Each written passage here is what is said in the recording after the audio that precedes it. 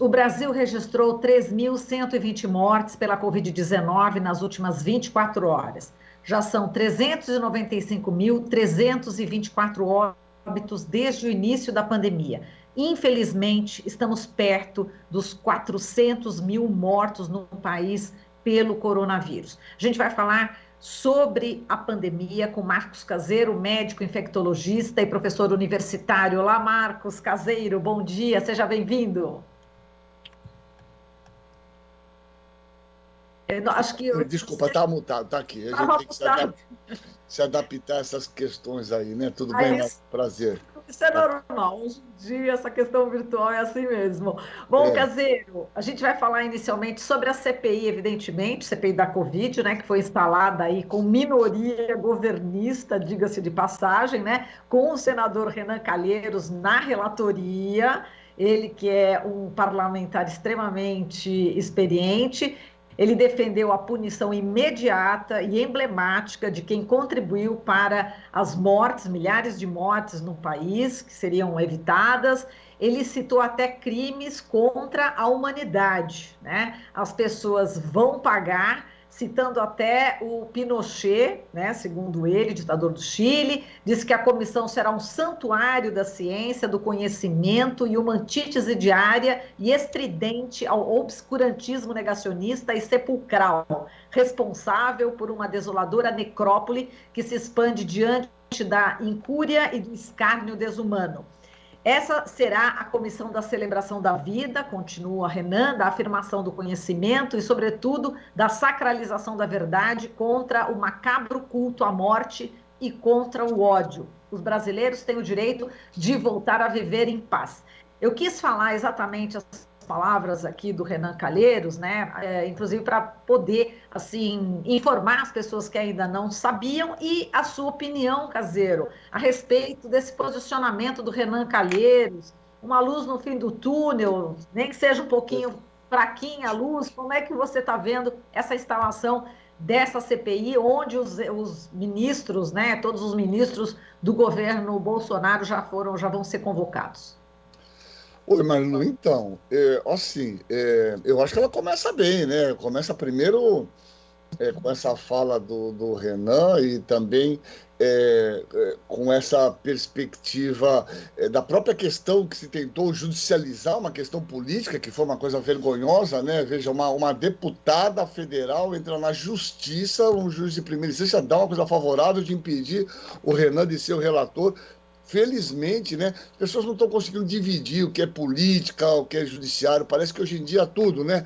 Se você brigou com a sua mulher, tu vai entrar no judiciário, com a sua filha, com o cachorro, é uma coisa absurda essa judicialização. Então, eu acho que isso é um bom começo. E essa fala do Renan, eu acho que é um bom começo. Eu acho que assim, o começo é bom, a gente precisa ver o final, né, Marlon? Porque assim, Sim. essas questões, né, Marlon, elas já são amplamente conhecidas, né? Eu acho que não há mais dúvida, não há mais dúvida para ninguém do conjunto de irregularidades. Aliás, uma coisa mais surreal de todas, o que a gente está vivendo o próprio governo fez uma lista, na verdade, do conjunto de irregularidades que ele cometeu, que são imensas.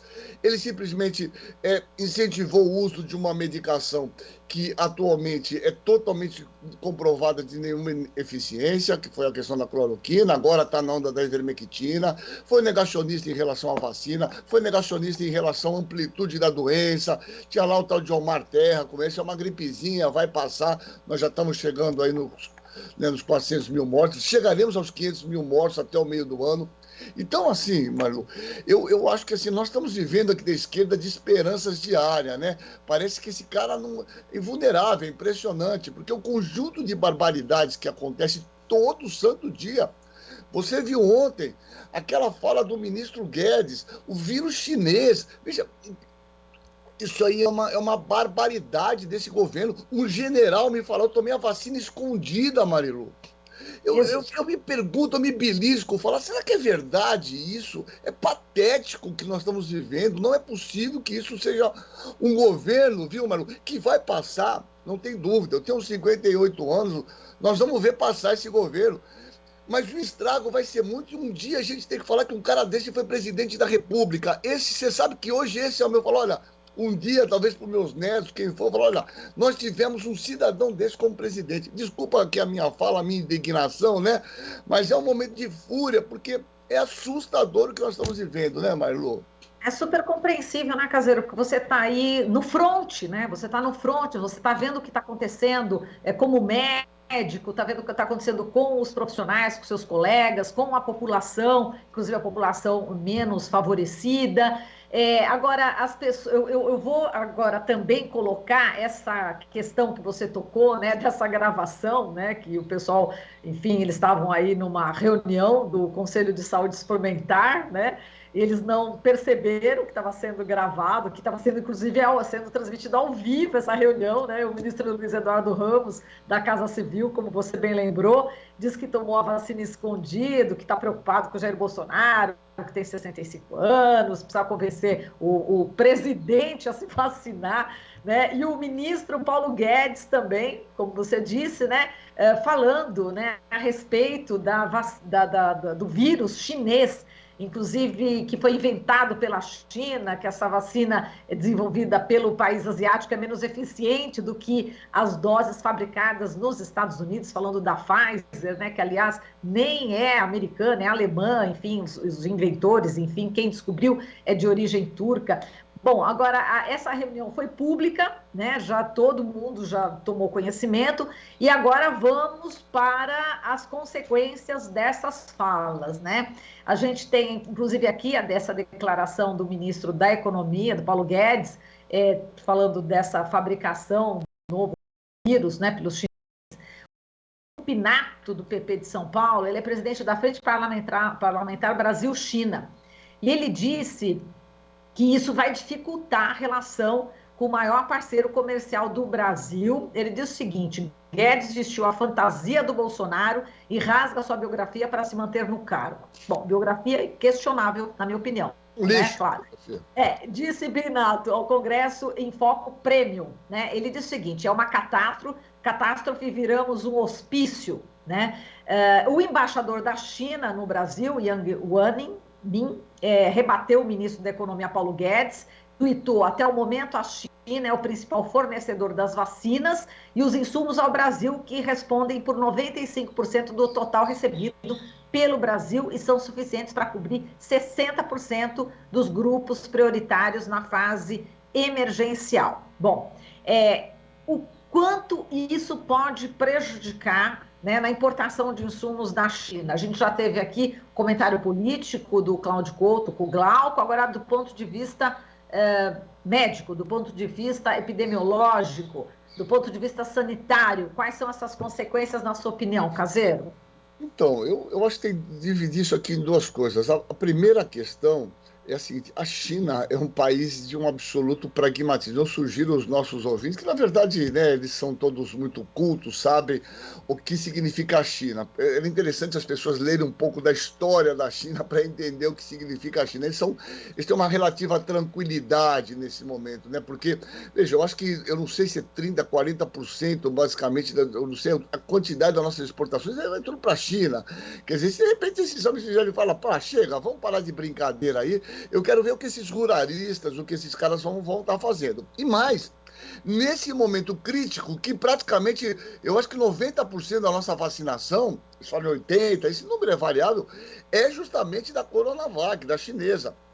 Que eu mostrei, eu escrevi inclusive um artigo ontem, que está aqui no nosso jornal aqui da região, aqui de Santos, da Tribuna, mostrando os dados preliminares. Nós temos já 5 estudos de efetividade que mostram que a Coronavac, isso é uma diferença entre eficácia e efetividade. Ela tem uma efetividade em vida real de 80%.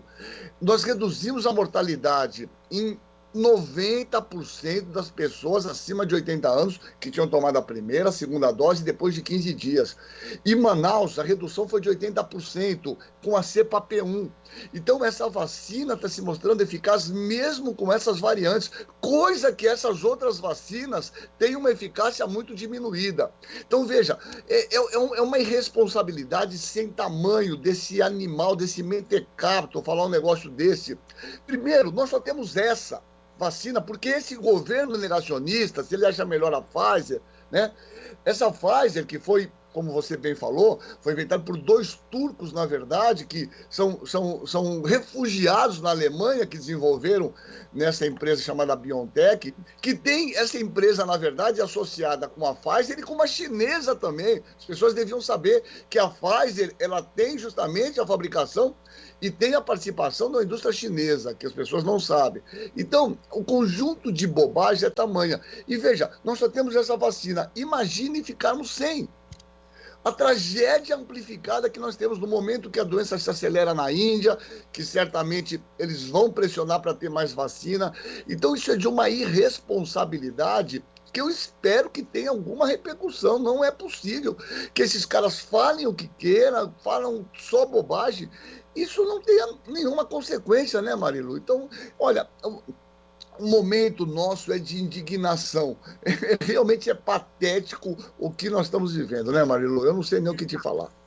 Caseiro, agora acrescentando uma outra fala do Paulo Guedes, ainda nessa reunião, ele disse que o Estado quebrou, que diante da escassez de recursos, o setor público não vai ter mais capacidade de atender a demanda crescente por atendimento na área da saúde. Ele disse o seguinte, ele citou a possibilidade da criação de vouchers, vales, pagos pelo governo à população para que ela receba atendimento de saúde na rede privada. Ele disse: você é pobre, você está doente, está aqui seu voucher, vai no hospital. Einstein, ele está querendo se referir ao Albert Einstein, se você quiser, vai onde você quiser, está aqui o voucher, se quiser você vai no SUS. Queria que você comentasse nessa fala também. Marilu, é só barbaridade. Eu acho que o nosso SUS já tinha feito água se não fosse essa pandemia. Esse Mandetta, que hoje saiu como herói, é engraçado nesse país, né? Esse é um privatista. Esse cara, na verdade, é dono de hospital. E a intenção desse indivíduo, que aliás votou pelo afastamento da Dilma, é um do grupo aí, né? Esse cara, na verdade, a intenção era justamente uma demolição do SUS.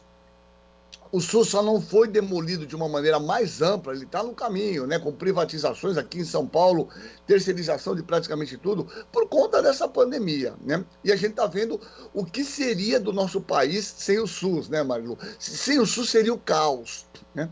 Então, esse cidadão, ele se refere assim, as pessoas estão vivendo mais, olha isso, não é possível, as pessoas estão vivendo mais, querem viver 100 anos, o SUS como vai poder pagar isso? Ora, é isso, é bom essas falas, viu, Marilu? Porque, na verdade, nós temos um único cara capaz de modificar isso e sabe como fazer, que chama-se Luiz Inácio Lula da Silva. Ele sabe como fazer, tem como fazer. Eu espero que o ano que vem, né, nas eleições, o povo entenda que nós temos um presidente que sabe como resolver todas essas coisas, que esse cidadão chegou lá cheio de moral, dizendo que ia privatizar, que ia resolver tudo. Não fez absolutamente nada. É um governo sem projeto, é um ministro sem nenhum projeto que não sabe fazer nada, né? Dono de um banco, né, do BTG lá, Pactual, simplesmente um perdido. É um perdido que não sabe o que fazer. Então, eu espero, e na verdade eu acho que essa é a última salvaguarda também desse governo, né? No momento que esse cara se cair, eu acho que esse governo se desmancha como já está se desmanchando. Então, eu acho que tem que ter, na verdade, algum movimento forte contra esse cara, que ele só fala bobagem, né, Marilu, o tempo inteiro. É um movimento justamente achando que tem que privatizar, porque as pessoas estão vivendo muito. Então, realmente, só falas absurdas, de cabo a rabo, não salva nada do que sai da boca desse energúmeno. Essa é a verdade, né?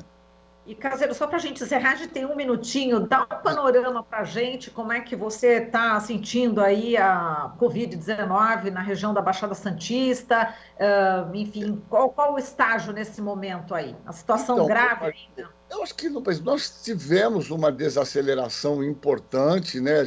Houve uma diminuição, sem dúvida, das internações, tanto nos hospitais públicos quanto particulares, mas, veja, nós permanecemos no nível muito alto, né? Veja, e pelo andar da carruagem, o movimento dessa abertura total, desenfreada, como estou fazendo, retorno às aulas na próxima segunda-feira, determinação do senhor prefeito, né? Com 30%, independente de vacinação de professores, eu acho que eles estão equivocados e eu acho que nós voltaremos a ter um aumento de casos. Eu só queria rapidamente, eu falo demais, né? Mas dizer que A conta desses caras, viu, Marilu, é errada, é ter UTI.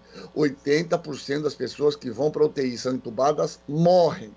A conta tem que ser diminuir o número de pessoas doentes. Nós não podemos fazer essa conta, tem UTI, estamos tranquilos. Isso não pode ser a conta. É só essa questão, né? Então, eu imploro para as pessoas que continuem usando máscara, mesmo quem foi vacinado, quem já teve a doença, que continue com as medidas de proteção individual e certamente esse é o caminho de a gente conseguir sair dessa epidemia vivo, né?